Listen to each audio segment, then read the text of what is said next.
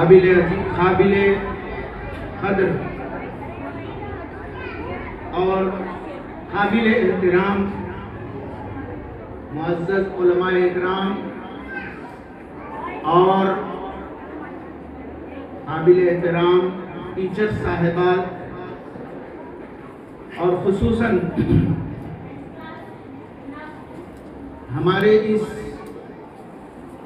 شاہین model school main branch کے Hafiz Qari Syed Ameeruddin Ali Qaid sir, general secretary Shaheen model group of school, اور جناب Syed Muneeruddin Ali Sajid sir, principal Shaheen model group of school, اس کے علاوہ جتنے یہاں پر ٹیچرز بیٹھے ہیں اور پیارے بچوں اور پیاری بچیوں، میں آپ سب کو سب سے پہلے 76 یعنی کہ 76واں یوم آزادی ہند کی مبارکباد پیش کرتا ہوں۔ آج سے 76 سال پہلے ہمارا ملک آزاد ہوا۔ اس وقت ابھی آپ نے تقریروں میں سنا کہ غلامی میں، انگریزوں کی غلامی کے ساتھ سارے ملک میں پریشانیاں موجود تھی، تکالیف کا سامنا تھا، لیکن اللہ نے اس ملک پر اتنا بڑا فضل و کرم کیا کہ کسی اور ملک سے ہٹ کر ہم اگر غور کریں تو ہندوستان ہی ایک ایسا ملک ہے جہاں پر علماء اکرام نے اور دانشوروں نے اور شاعروں نے اور مسلمانوں نے مل کر جس طرح کوشش کی ہے، یہ شاید کہیں اور مثال مل سکتی ہے ہم کو۔ یہ سب سے بڑی مثال ہمارے ملک کی ہے۔ لیکن یہ جو غلامی سے دور ہو کر آزادی حاصل کرنے کے بعد 76 سال گزر گئے، آج ایسے ہی کچھ حالات پیدا کیے جا رہے ہیں جس طرح انگریزوں نے زہر بو کر اور اپنے بیج بو کر نفرت کے یہاں سے گئے کہ آپس میں تفرقہ اور آپس میں انتشار اور آپس میں پھوٹ پیدا کر کے حکومت کو حاصل کرو اور سارے ملک کو لوٹو۔ وہاں پر کچھ اور تھا اور یہاں پر کچھ اور ہے، ملتے جلتے حالات بن رہے ہیں، لیکن میں ہمارے ان جانباز بچوں کو اور سارے ہندوستان کے مسلمان لوگوں کو اور دلت طبقے کے لوگوں کو اور غیر مسلم بھائیوں کو اور بہنوں کو اور مسلمان بچوں بچیوں اور پڑھے لکھے لوگوں کو اور سارے اسکول کے دانشوروں کو اس بات کی گزارش کروں گا کہ آج اٹھ کر کھڑے ہونے کی نوبت آ گئی ہے۔ آج ہم کو ہوشیار اور بیدار ہونے کی ضرورت ہے کہ ملک جو ہے ہمارا کہاں سے کہاں چلا گیا ہے۔ آزادی کی جو ہمیں دولت ملی تھی اس کو ایسے انداز سے ہم سے کھینچا جا رہا ہے، یعنی غریبوں سے اس طرح لیا جا رہا ہے کہ پھر سے یہاں ہندوستان کے اندر غلامی آ جائے اور سارے لوگ غلام بن جائیں، الگ الگ ناموں سے، الگ الگ انداز سے۔ پیارے بھائیوں بہنوں، ہمارے ساتھ دشمنی کی جا رہی ہے اور ہمارے ساتھ ناانصافی کی جا رہی ہے اور ملک میں اس طرح کا زہر گھولا جا رہا ہے،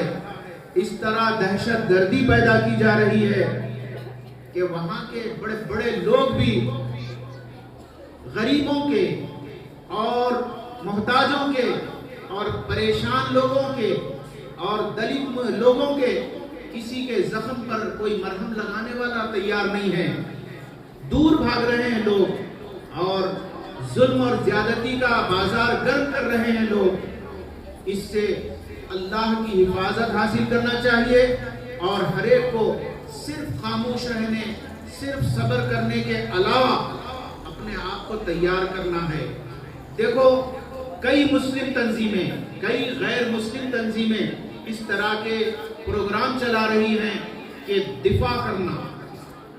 اپنے آپ پر جو ظلم ہو رہا ہے اس کو روکنا، یہ نہیں کہ کسی کو گھر سے نکال دیا جا رہا ہے، کسی کے گھر کو لوٹ لیا جا رہا ہے، کہیں بلڈوزر چلا دیا جا رہا ہے، اور لوگ تماشا بن کے خاموش ہیں کہ لوگ کیا کہیں گے، لوگ کیا کہیں گے، لوگ ہمارا بھی گھر توڑیں گے۔ یہ نہیں ہے، سب کا گھر اگر ٹوٹے گا تو درمیان میں ان کا بھی گھر ٹوٹے گا جو ہمارے اوپر ظلم کر رہے ہیں۔ اگر کچھ لوگ مریں گے، دنیا سے جائیں گے، تو یاد رکھو کہ وہ بھی دنیا سے جانے کے لیے تیار ہو جائیں۔ ہم اگر اپنے آپ کو تیار کر لیں کہ یہ جو گلدستہ ہے، یہ جو ہندوستان ہے، یہ گنگا جمنی تہذیب کا ملک ہے، اس میں اگر گنگا جمنی تہذیب ختم ہونے کی کوئی کوشش کرے گا تو یاد رکھو خدا کی قسم ان کو بخشا نہیں جائے گا۔ ملک کے سارے لوگ ان کا پیچھا کریں گے، اور یہاں تک پیچھا کریں گے کہ ان کو دنیا سے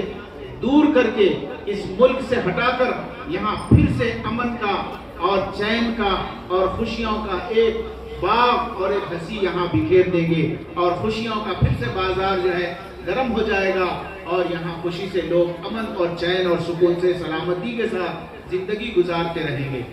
میں چاہوں گا کہ لمبی چوڑی تقریر کرنے کی بجائے آپ کو یہ بتاؤں کہ اب ہم آپ کو کرنا کیا ہے۔ ایک تو ہم ایک مسلمان ہونے کی وجہ سے امن اور سلامتی کو قائم کرنا ہے، اور جو امن کو بگاڑنے والا ہے ان کے لیے کسی شاعر نے کہا سرفروشی کی تمنا اب ہمارے دل میں ہے، سرفروشی کی تمنا اب ہمارے دل میں ہے، دیکھنا ہے زور کتنا بازوئے قاتل میں ہے۔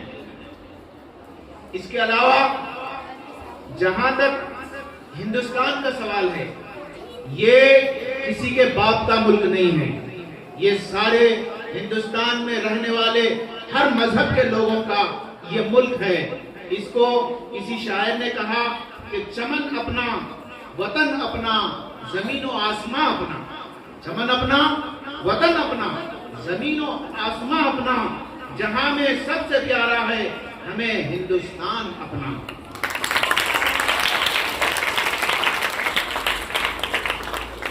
مسلم قائدین اور علماء کے بارے میں کہا گیا ہے کہ وہ جس طرح جنگ آزادی کی لڑائی لڑے تھے، ان کے سلسلے میں کسی شاعر نے کہا کہ ٹل نہ سکتے تھے اگر جنگ میں اڑ جاتے تھے، ٹل نہ سکتے تھے اگر جنگ میں اڑ جاتے تھے، پاؤں شیروں کے بھی میدان سے اکھڑ جاتے تھے، مجھ سے سرکش ہوا کوئی تو بگڑ جاتے تھے، دیر کیا چیز ہے ہم توپ سے لڑ جاتے تھے۔ یہ مسلمانوں کی شان تھی، اور آج ہم کو اسی طرح کے بننا ہے۔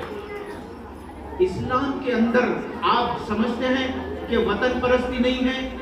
وطن پرستی ہمارے اسلام کا بہترین جز ہے، یعنی کہ اسلام میں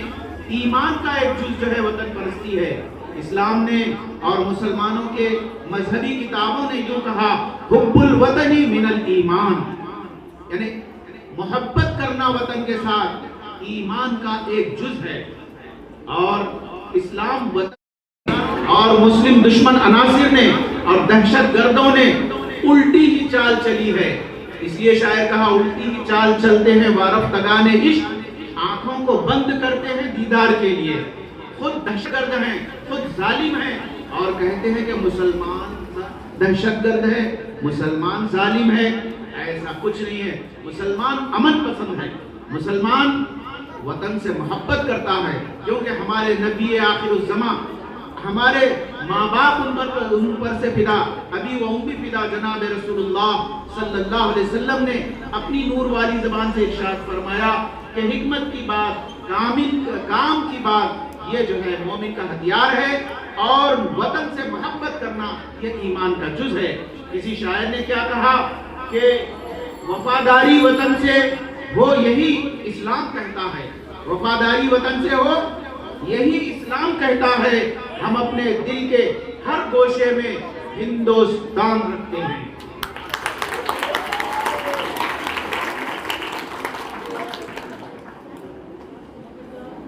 میں